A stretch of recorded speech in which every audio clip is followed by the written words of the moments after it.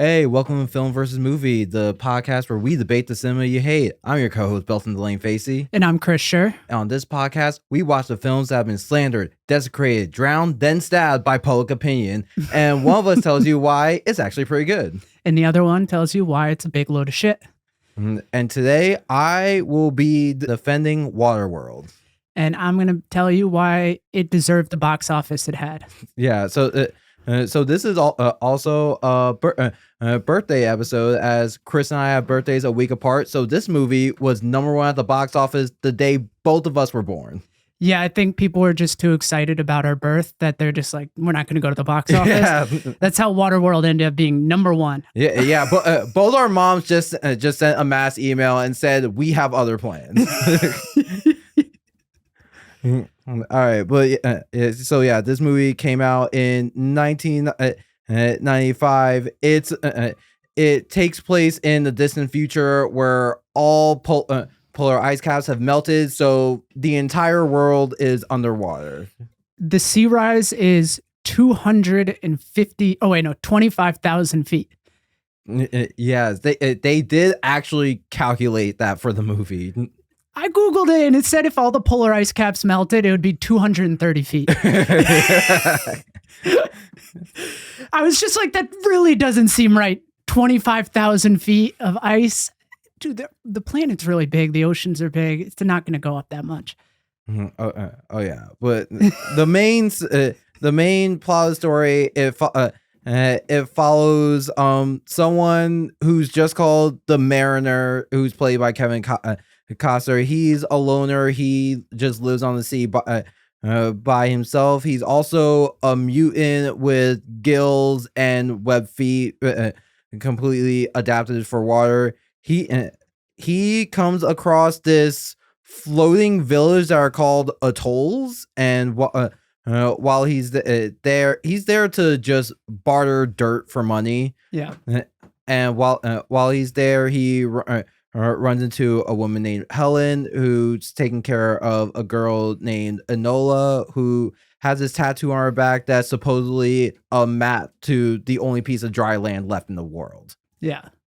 And it's not like a treasure map, though. It's just like an arrow and then a bunch of Chinese characters surrounding it. It's a big point in the movie that they do have to decipher it. It looks like a kind of tattoo you would get if you were studying abroad in Thailand. And you'd say it means one thing, and then you would talk to a Thai person, and they're like, that's actually the symbol for herpes. like just the kind of place where, like, at some point you realize every time you walk into an Asian supermarket, they start laughing at you.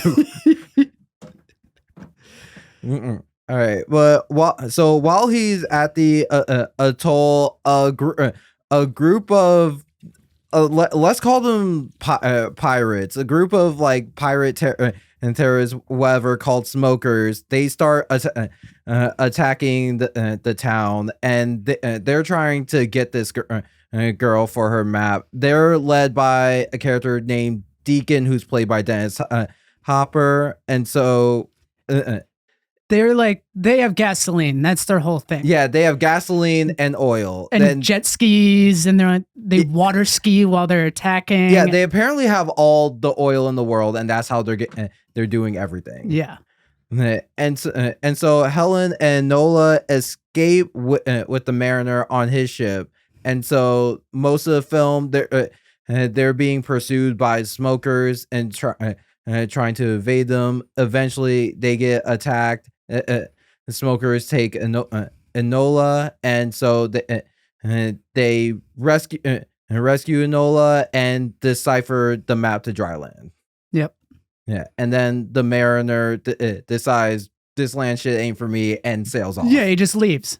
Like, I don't want to get into it. I have some heavy opinions about the ending. Oh yeah, we're gonna get to that. Well, yeah, the production history on this, it was written by Peter Radar and David Twohy. I'm very confident I'm mispronouncing his name. Twohy. Tui? I don't know. It's spelled TWOHY. If you know how to pronounce that, all the power to you. Yep. Well, they cited Mad Max 2: The Road Warrior as inspiration, which, if you've seen the movie, makes a lot of sense. It very much gives the vibe of Mad Max on water. Yep. And so for Radar, this was probably the most significant thing he's written. But he also worked on the Riddick series with Vin Diesel, G.I. Jane, and The Fugitive. Oh, damn. Yeah. Yeah. So in 1992, Kevin Costner and director Kevin Reynolds came onto the production team, and they had worked together on 3 other projects before this, most notably Robin Hood, Prince of Thieves. And now this is where the production history gets interesting, because they ran into some issues. So they were initially given a budget of $100 million, and because of all the complications that came up during production, it ballooned to $175 million, which at the time made it the most expensive movie ever made. Damn. Yeah, and to put that in perspective, when you adjust for inflation, that number translates to $315 million, which is just under one of the reported budgets for Avengers Infinity War.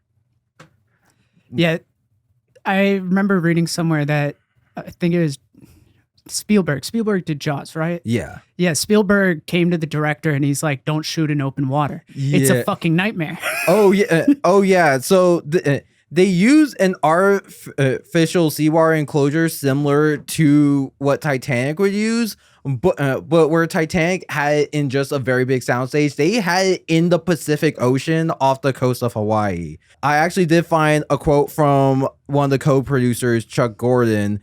He said, "When you do a scene on a soundstage and you want to do a second take, the actors just go back to the marks. There are no marks in the ocean. There are 15-foot swells, and you have to get 20 boats turned around to prepare for the shot. It was a logistical nightmare."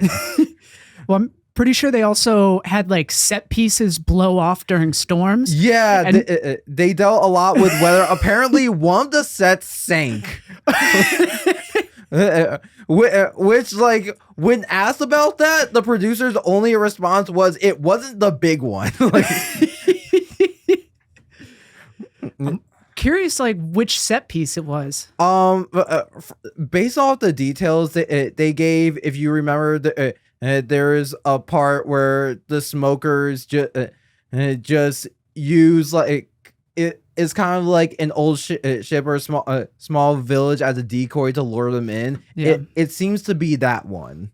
Yeah, that makes sense that it sunk. That was like a really tall piece without much of a base under it.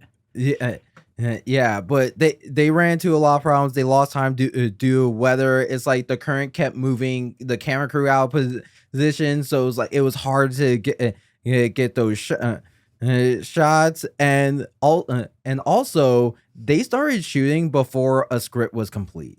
Oh shit. Yeah, so because apparently Universal really wanted them to hit like the summer 1995 release date. Well, they're getting the way it was like, they're like, oh shit, these babies are going to be born. We got to pump out Waterworld, so everyone's real hyped up for it. They're going to be natural swimmers. Oh yeah, just something in the water late 94 that caused the boom. And so, like, Kevin Costner and director Kevin Reynolds, apparently, like, at some point they had 2 different versions of the movie that they each wanted. The studio supposedly went with Costner's, but after this movie, they were not friends anymore. Oh really? Yeah. Like, it was something where like no one will say exactly what happened. Everyone was just like, yeah, they don't mess with each other anymore. Wait, do you know? Did they say what the differences in the scripts were?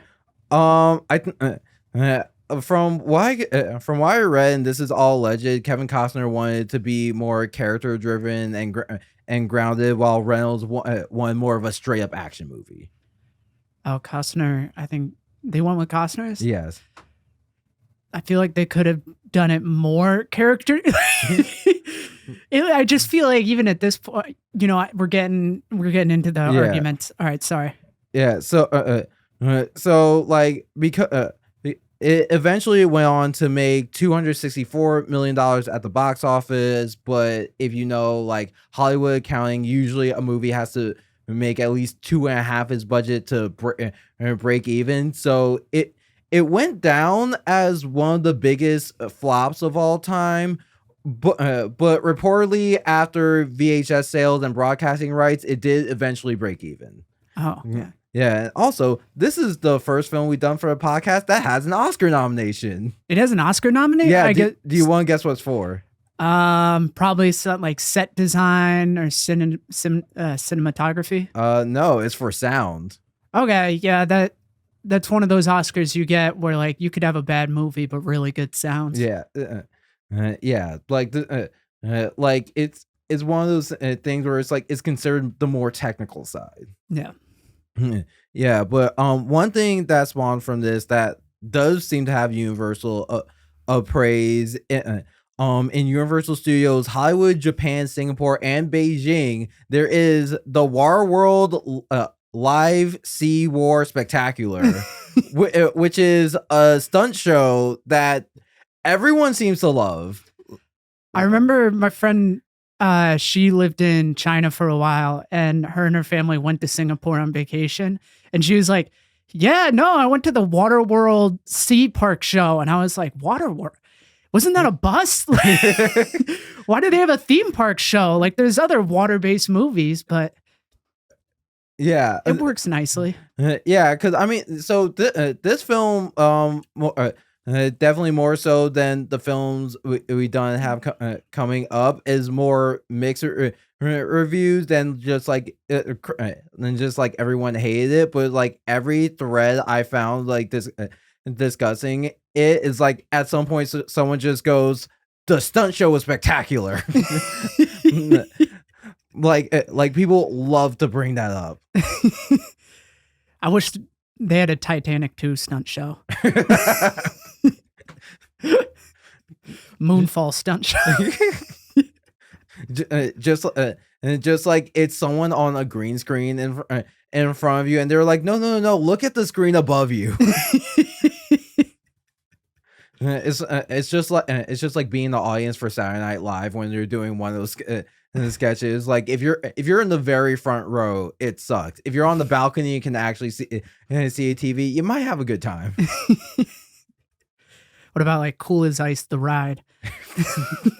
You're just sitting on a motorcycle going through like a construction site and the one restaurant. It's just it's like, oh wow, you don't actually get to ride the ride. They just film you in a montage with Vanilla Ice.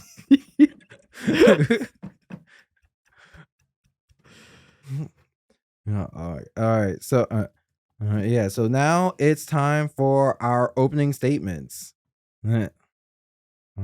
I guess I'll go first. Yeah, you can go first. All right. So back in the 90s, global warming was not the hot button issue it was today. One movie was brave enough to say something about it and was unfairly persecuted. Does it feel like Mad Max on water? Yes, but that's not a bad thing. It delivers on all its promises while giving unexpected character moments. This movie is what blockbusters should be.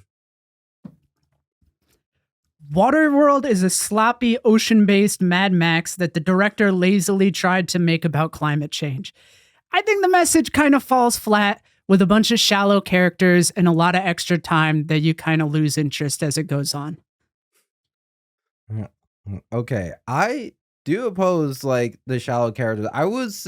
I actually would say the Mariner. I think he's pretty three-dimensional. I think he has the movie shows he has a complex relationship with humanity in general, because like due to the fact he lives by himself and he's,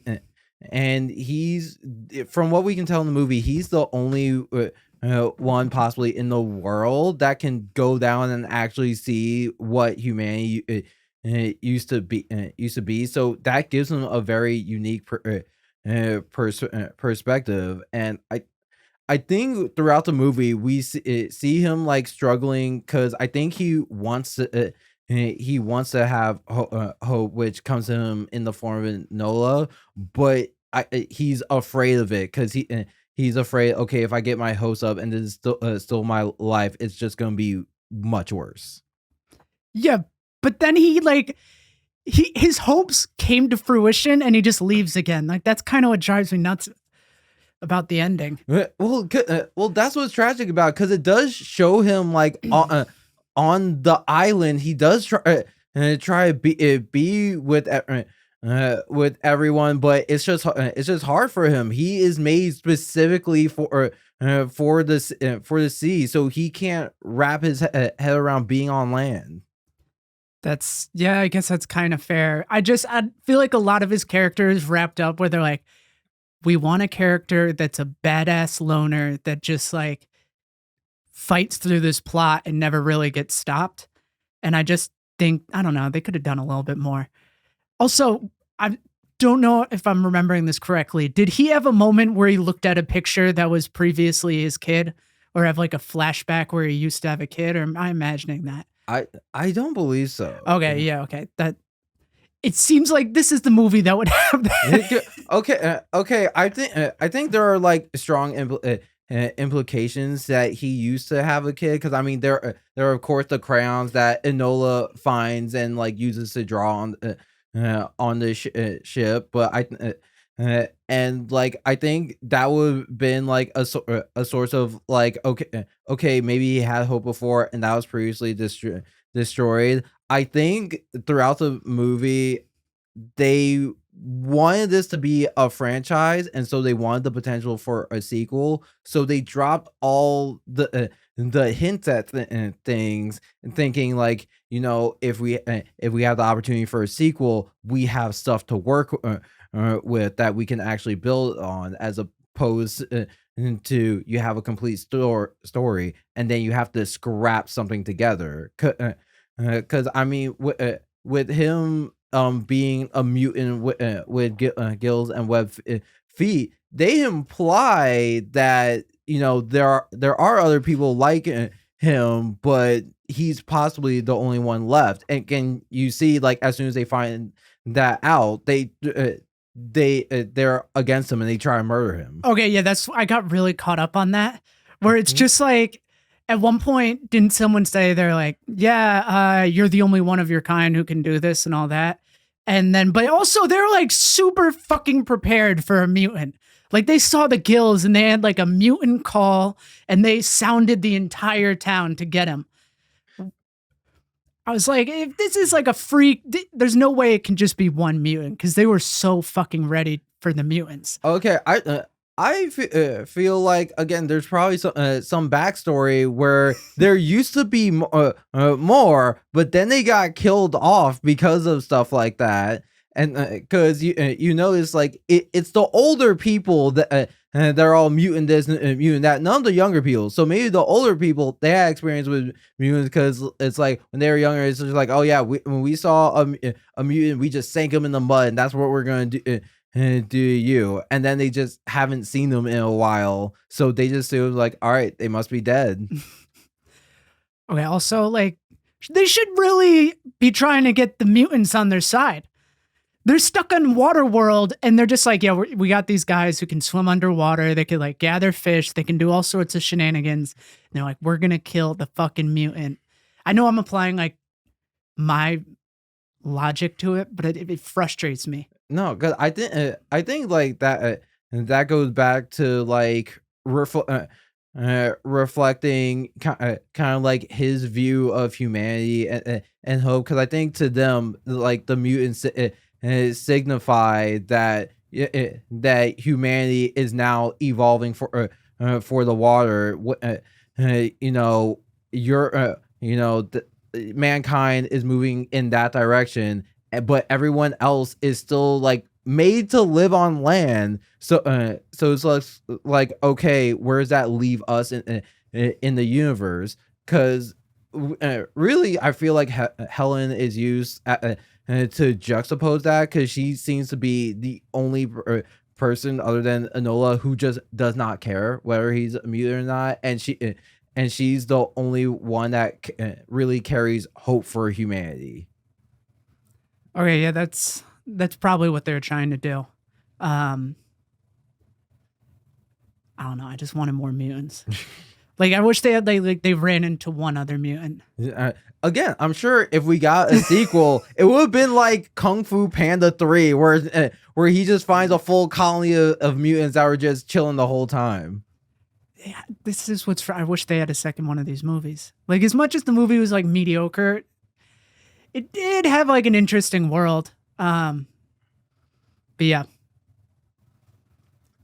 I wish they had just confirmed whether there were other mutants or not, because that scene kind of got stuck with me, where I was just like, they seem way too ready for a mutant for there not to be other mutants, but then also they're never like, oh, the other mutants. They're just talking about him. I mean, it's a matter of they had their method of like jailing and executing people. I'm not sure if they were raised specifically for a mutant. They hated mutants, but you know, when they ganged up on him, he didn't go down without a fight. He still like killed some people.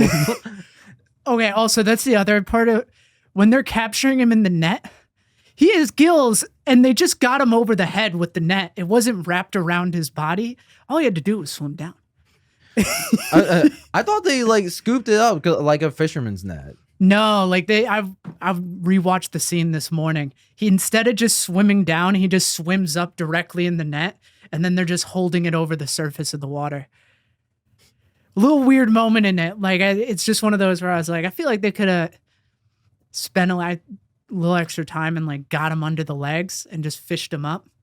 But I feel like it also, considering the production, they're like, we're not gonna wrap the actor in a net while he's underwater and just like in the middle of the ocean. Well, yeah, it's very clear from the production stories. They tried their best with everything. Yeah, like they were literally in the middle of the ocean. Like, apparently Kevin Costner's stunt double rode a jet ski to set, like just as his commute. That's not a bad commute. Yeah, it's really not. Okay, also, going back to the execution, they were just executing an old person when he first got there. Remember they had the chanting guy, and he's like, you lived too long. And then they just drown him in the mud. Or they drown her in the mud. Oh, yeah. Probably because they have scarce resources, and they probably looked at it as just like, okay, you lived your life. We can't keep giving you our food. It's kind of, didn't they do that in the 100? I didn't see that show. Oh, okay, yeah. Well, similar idea. Do you have a point you want to get into? Okay, I was just gonna say with Enola, I think that that was kind of a clever way to do the MacGuffin in the movie. Which, for those who don't know, a MacGuffin describes in a movie essentially what the entire plot is going after. So so something like the Ark and Raiders of the Lost Ark. But the general rule with MacGuffins is like the more you talk about it, the worse the movie is, because the idea is kind of like all the characters care about it, but the audience intrinsically does not.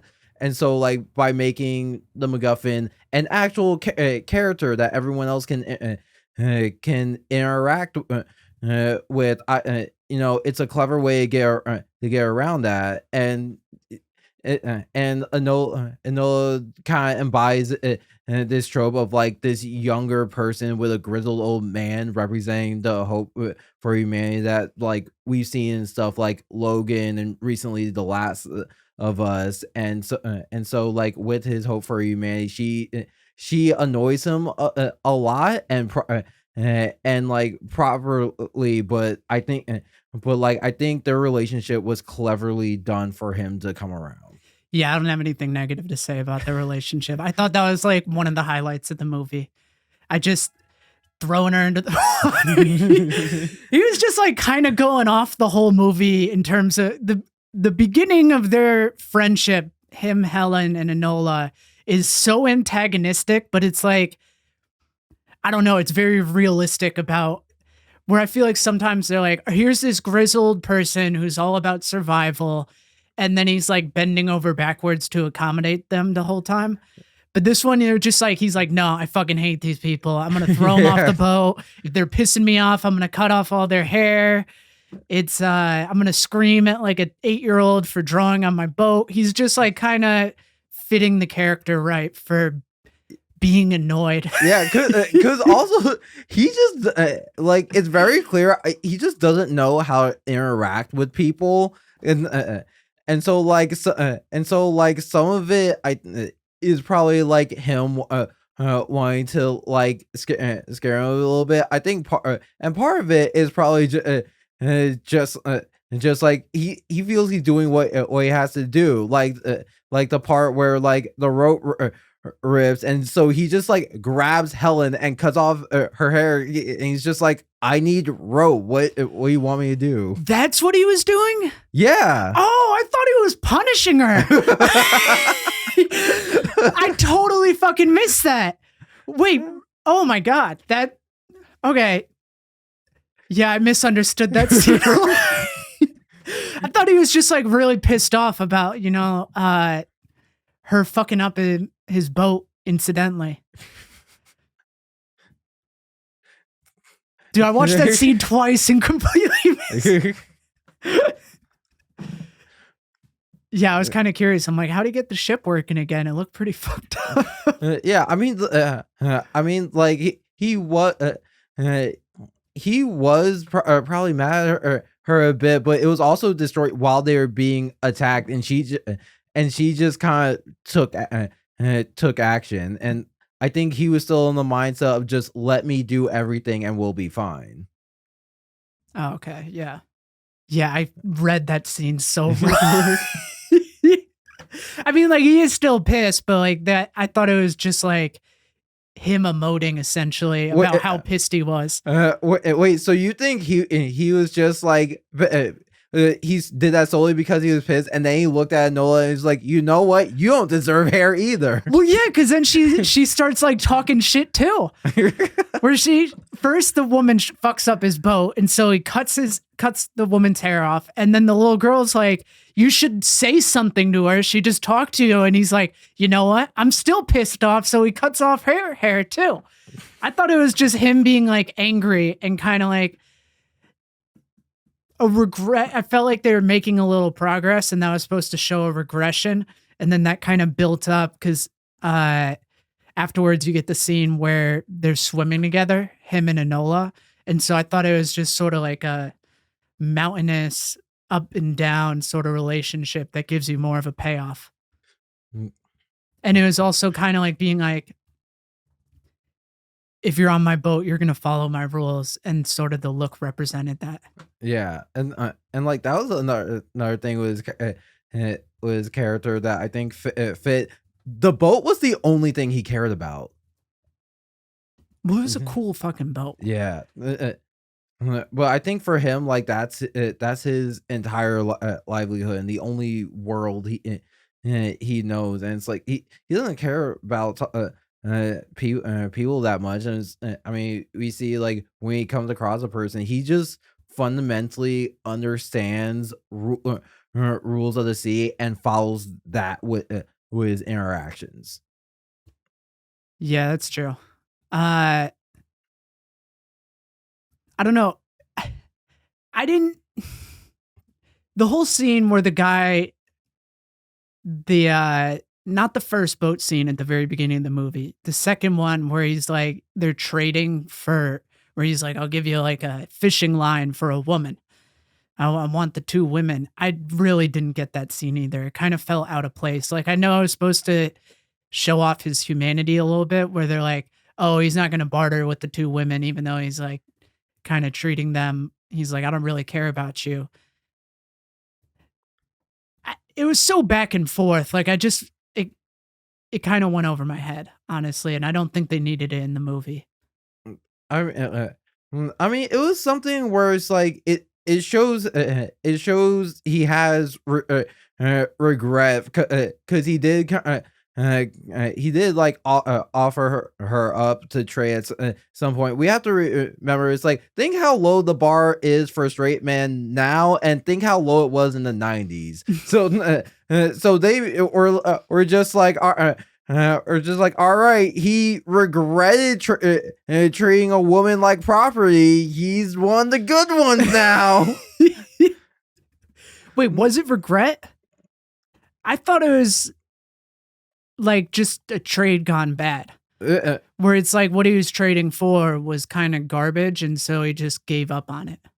I mean, because he was just trading for what, the fishing rod and some maybe it was one of the two plants we see. He fucked up those tomatoes. At one point, he's running to get on the boat when they're at the atoll, and he just has like a plant of tomatoes, and he just throws it down the stairwell like as hard as he can. Okay, I'll address that in a second. but back to like that bar scene. I think at some point he notices, because earlier Helen like offered herself to barter to stay on his boat. He just didn't care. So I think in that moment he started to see like, oh, she didn't want to go to that guy, and that's when he's trying to call it off. So I think that was him like slowly connecting with him, like bare minimum connecting. But also, so with the tomato plant, I think he just collects all these like remnants of what society and humanity used to be, because he still just connects through objects. Like he didn't really care. He's one of the few people that can go down and die for food whenever he wants. So he just had it there for decoration, like the magazines he has. Oh, that's not what I got at all. And I think it was for scurvy. What, the tomatoes? Well, I don't know if tomatoes have citric acid. Yeah. Oh, he had the lime tree, and that's like that's a staple for mariners. So I think the tomatoes were just kind of like the lime tree. But you could be right. I'm not sure if tomatoes would actually help for scurvy. But that's what I thought he was trying to get, because you'll end up getting scurvy without some type of food that can provide vitamin C. Okay, that makes sense. I'm curious. I'm gonna check if tomatoes can cure scurvy. I just assumed he was collecting stuff. Well, he does collect stuff, but he traded for that, so it's a little bit different. Okay, yeah.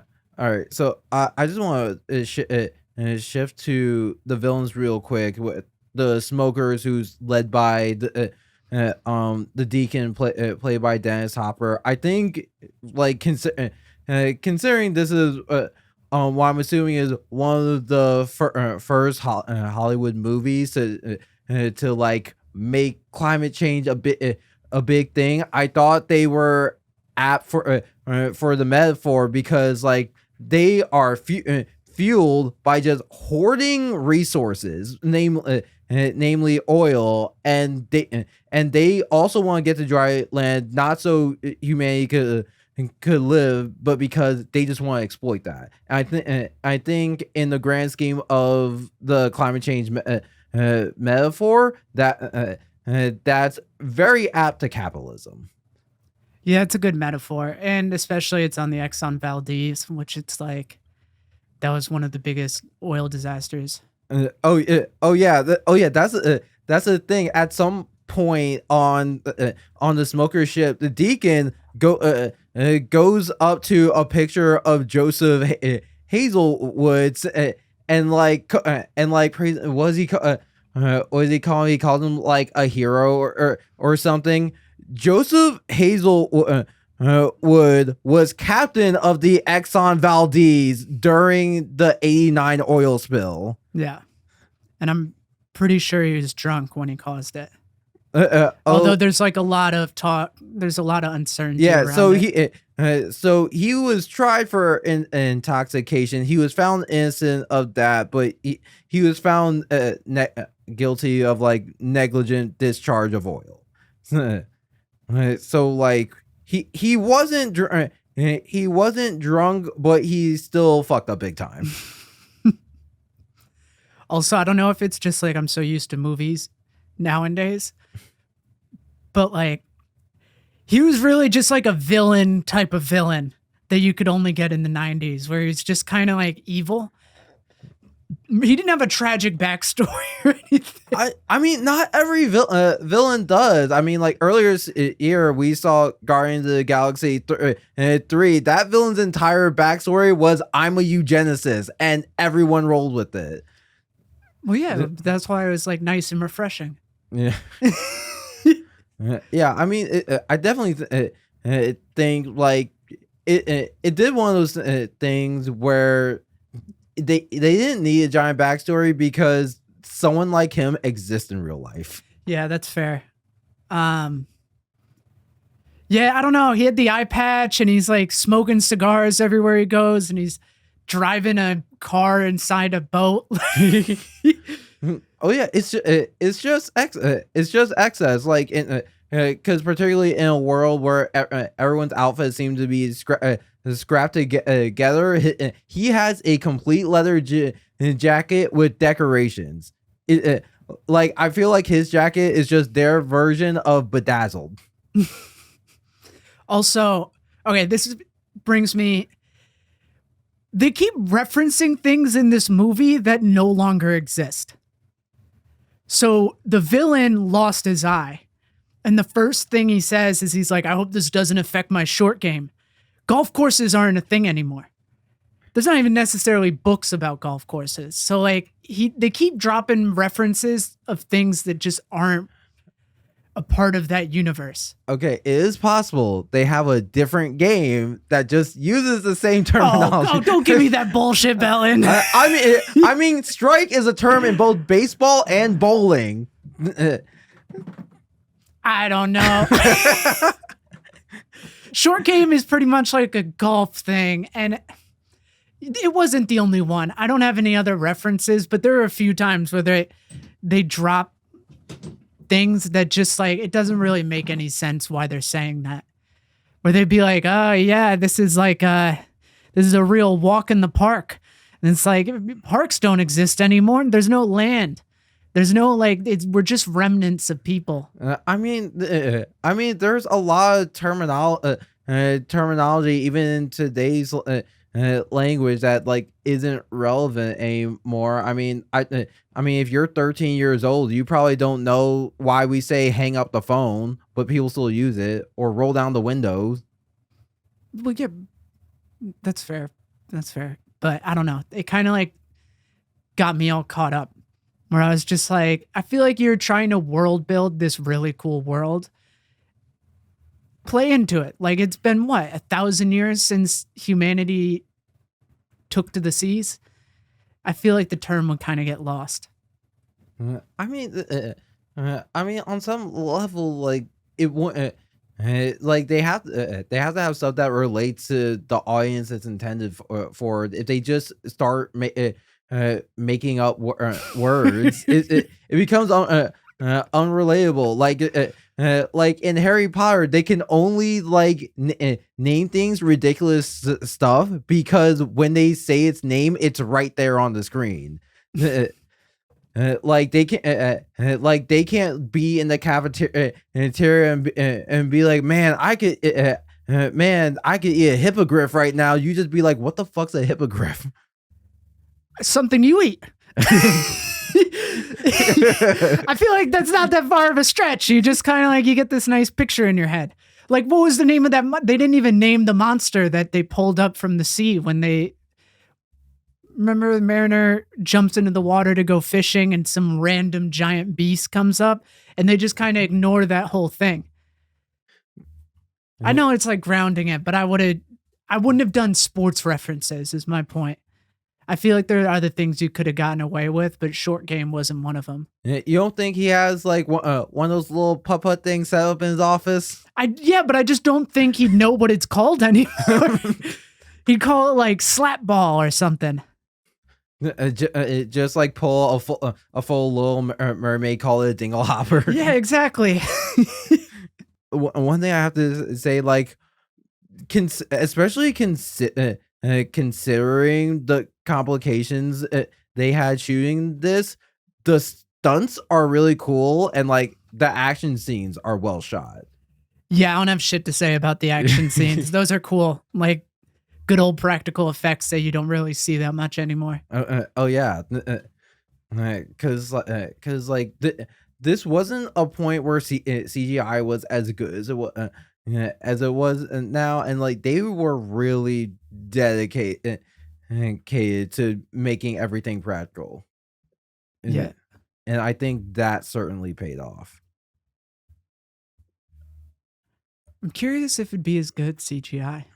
Like, would it make it significant? I feel like if this was never made in the 90s and you made it today, it would have been like a lot cheaper, but I don't know if it would have made it any better. I think using modern CG, not that I'm an expert, I think what they would have done, first off, shoot it in like a pool on a soundstage. You green screen everything in the background, and so I think like a lot of the sets would be actually built, so like the atolls, the island they go to at the end, all the ships are practically built, but then you could use CGI to maybe move them around a bit. But like on set, it also be much easier to like have all the boats positioned than in the open ocean. Well, yeah, the open ocean's a bitch. Okay, let's get into the ending. I didn't like the ending. All right, here's like a few things I didn't like about the ending. One, sea levels rose 25,000 feet. The movie ends and they're on the peak of Mount Everest, which is now just like a regular island, I guess, with like plenty of land, and they're gonna live their good lives. In that mountain range, there are over 41 peaks. Maybe not like spreading across like 100 miles. There are 41 peaks that would have been sticking out of the ocean. It's just like, I don't know. The islands would have been found. Like, I know that's where Enola came from, but I just wish they had like found a community there or something. Like, it's just kind of unbelievable that there isn't a single town on this mountain and that it was this hard to find. Okay, but I think that's something where it's like they left room for a possible sequel, because they show like they find the bodies of Enola's parents, and they're just skeletons. So clearly something happened. And how old's Enola? I would guess like 7 or 8. Also, like, how long does it take to turn into a skeleton? I guess like a few months. You can get that. I mean, yeah. I don't know. I don't know exactly how long, but considering they weren't preserved at all, and they apparently died at a tea table. Like they were just perfectly sitting there, like yep, this is how we go out. I also just like, he should have stayed with them. Like, he kind of got what he wanted. And I know this gets into they plan to have a sequel, but like, he got what he wanted. You could have explained why he had to leave the island in the sequel. It should have just ended with them getting to the island and not him going off into the distance. I know that's like a part of the genre of the dystopian Mad Max sort of thing, but like, I wanted the payoff to be that he had found a family, essentially. Not that like he delivered goods and just dipped out. Well, again, they show like him on the island, and it's like he's uncomfortable on land. He's just too used to the sea, and he had a hard time grappling with that. And I mean, that's more than a typical Mad Max movie. Because if you saw Mad Max Fury Road, like at the and he's just like, all right, good luck, fuck off. So like it does. I feel like it does make sense for his character. For his character, maybe he's on the sea nearby. Maybe he just wants to wander more. Who knows? Yeah, I got the vibe he just wasn't coming back. Like he wasn't just going out to fish or something. Also, I'm just like, I don't believe that those 3 people survive on the island without him. It wasn't just 3 people. It was like a small community. No, it was. It definitely was because after what's his name? After old Gregor picks up the Mariner and Helen, he brings them to like this other small community that's just other people. That's just some other people who also want to get to dry land. Oh, did it ever show them on dry land? Yes. Oh Jesus! Did I like miss the end of this movie?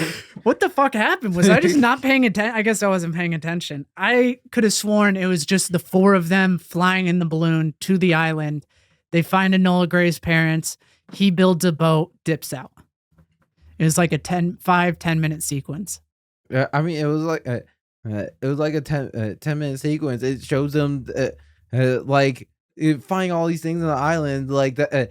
And like that's when like the Mariner can't keep up with them, and it's like I would also make the argument that if this is the last hope for humanity, he feels like he's holding humanity back by staying on the island. Oh, I didn't really get that. Yeah, I mean, because earlier in the movie we saw them kill an old person supposedly because they were just taking up resources. It would make sense that he goes like, okay, I don't want to take up the resources here. I can survive on my own. You guys are better off without me. Yeah, but like he could also swim down to the ocean, grab fish. I don't know. Like I know I'm like reading into something that's a story. I mean, they could also just like go on the island and find all the fresh berries and that are hopefully not poisonous. Yeah, I don't know. I kind of like the idea of it was about a loner who kind of reintegrates after finding land or finding his way back from like the open ocean. But nope, he's just still a loner and goes back to sea. I wanted it to be a standalone. I know it wasn't. That's kind of the way I'm looking at it. Yeah, I mean, I think again, I think the ending as is fittingly tragic for his character, that he grew to actually connect into humanity, and now he feels he can't be a part of it. This is where we disagree. I mean, like it's something where I think if they were just going for a straightforward turn your brain off action movie, I think the ending you want would fit more. But because they did have a lot of character moments in there, like then that ending might just be cliche, and they wanted to do something different. Well, I think it was more they're just setting up for a sequel. Yeah. I mean, there are multiple ways they could have set for a sequel. They could have like left him on the island, and then in the sequel where it picks up, we see him like more integrated with humanity, and then something brings them back out to sea. Well, yeah, that's what I would have done. But yeah, that's fair. You want to get to the 3 points? All right, we're running out of time. Now it's time for our concessions. This is where I give 3 things I didn't like, and Chris gives 3 things she liked.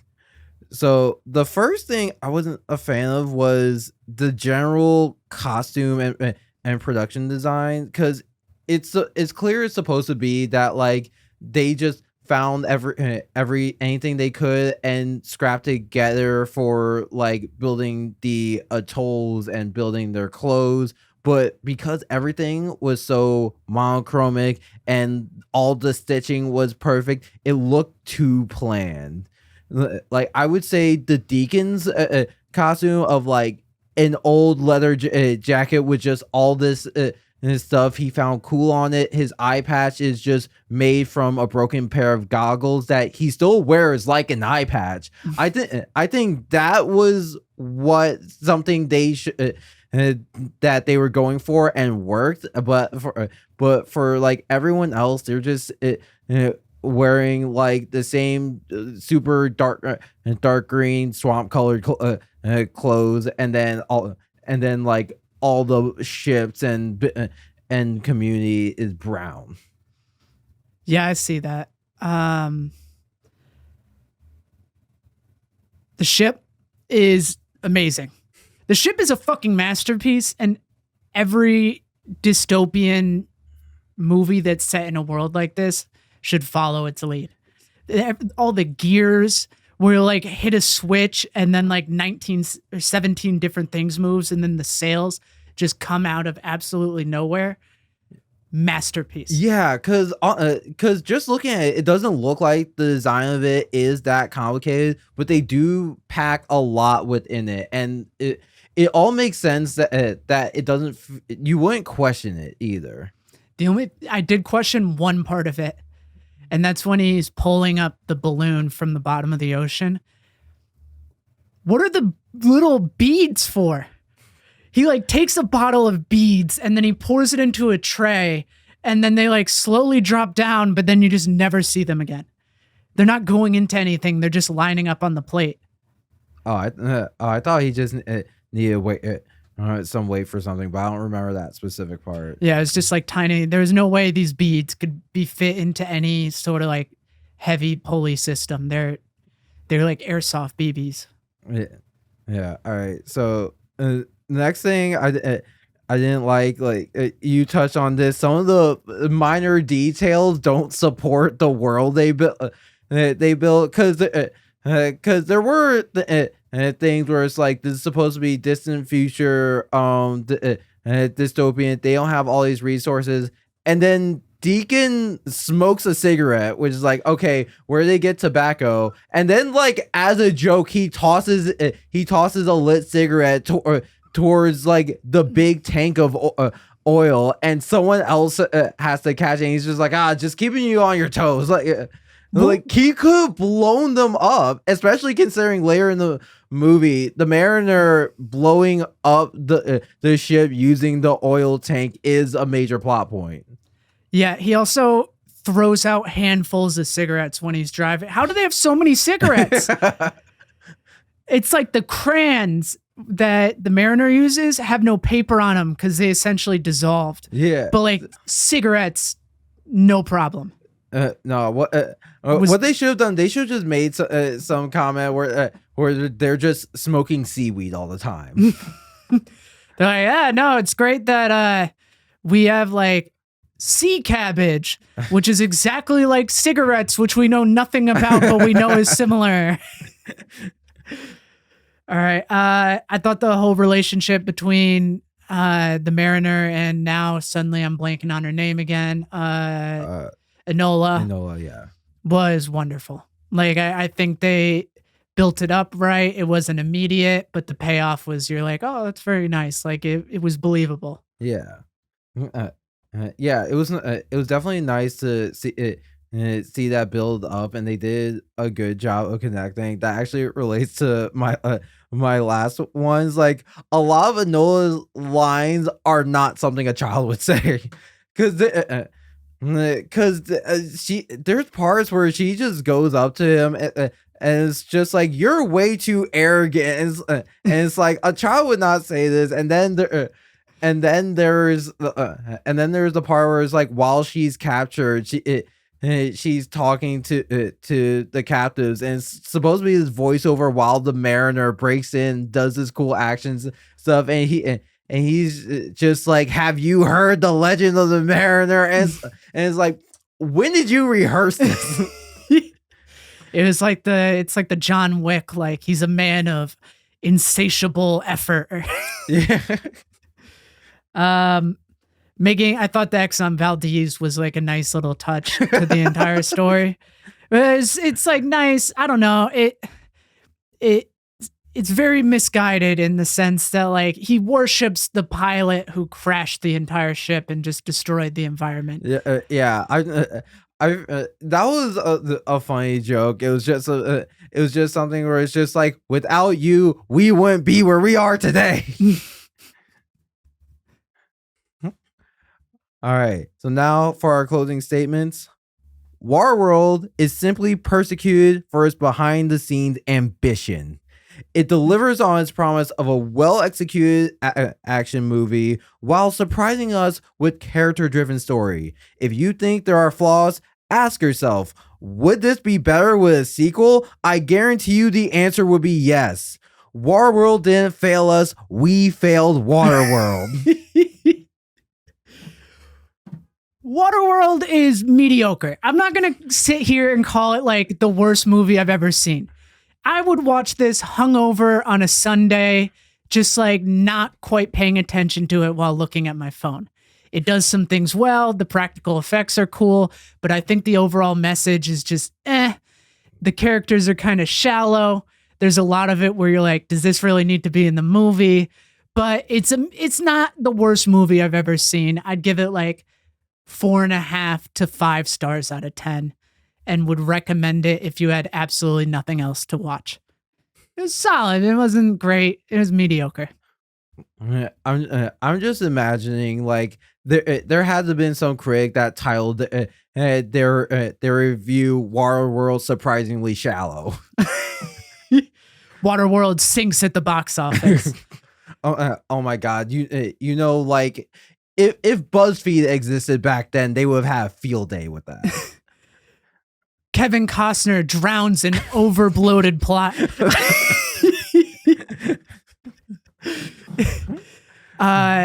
Overbloated budget leaves director and Kevin Costner salty. All right, that wasn't good.